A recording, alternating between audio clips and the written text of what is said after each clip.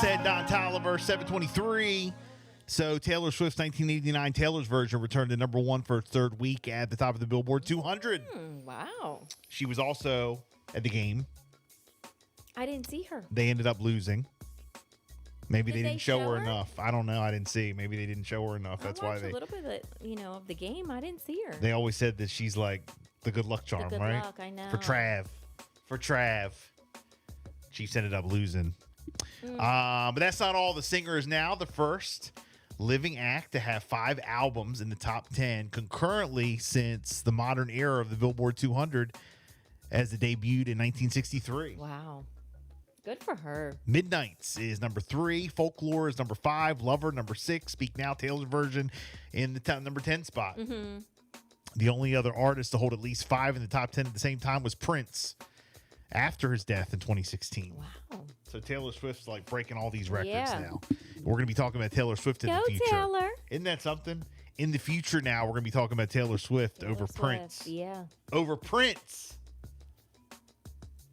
Drake's latest, For All the Dogs, falls to number 2 this week, and Morgan Wallen's former chart topper, One Thing at a Time, landed at number 4. Renaissance, a film by Beyonce, earned a better than expected $21 million at the domestic box office this weekend. I didn't go, but I'm thinking about it. The biggest post-Thanksgiving opening in 2 decades. But the concert movie struggled overseas with just $6.4 million from 94 markets. So it did real well here. But not But then overseas. in overseas, it I didn't don't do know. as well. The, reviews online aren't really that great. I'm surprised by that. Okay. Wow. It's also far below the $92.8 million that Taylor Swift did. Taylor Swift, The Heirs. Really? That much difference? Beyonce's Beyonce, though. I know. That's why I thought it was going to Wow. do better. But nobody expected Beyonce to compete with those numbers, considering that her audience is older, is what they're saying. Oh, okay. But still, it's Beyonce, though. The Hunger Games, The Ballad of Songbirds and Snakes, came in second in its third weekend with $14.5 million. Godzilla -1 came in third with an impressive $11 million. Trolls Band Together, Wish, and Napoleon are locked to close the race for fourth place, around $7 million. So got a chance to go out to the box office over the weekend. Billie Eilish got a lot of attention for saying that she's attracted to women in a recent profile by Variety. She said she thought everybody already knew. So And that's causing something. People are talking. yeah, but she said she's attracted to women. Yeah. So there you go. Speaking of Taylor, back to Taylor.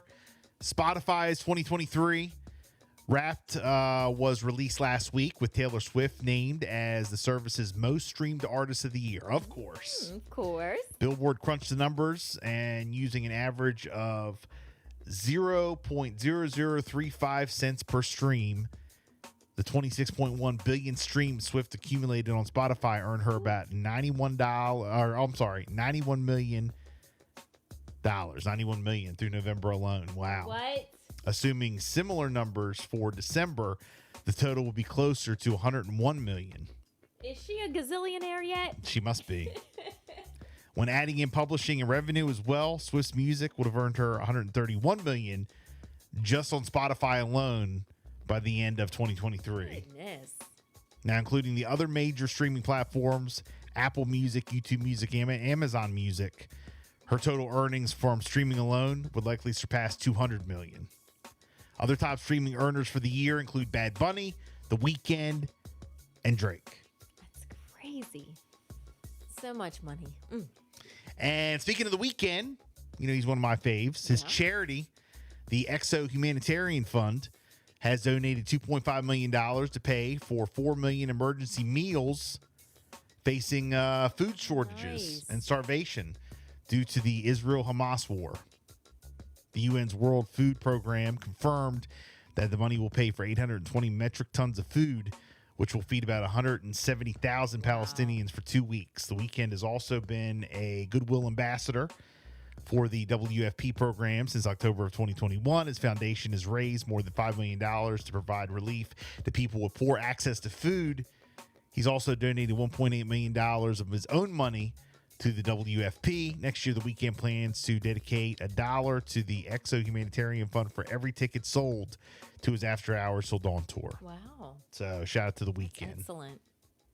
7:28. We got a 47 ABC update coming up and relationship topics. Question of the day. More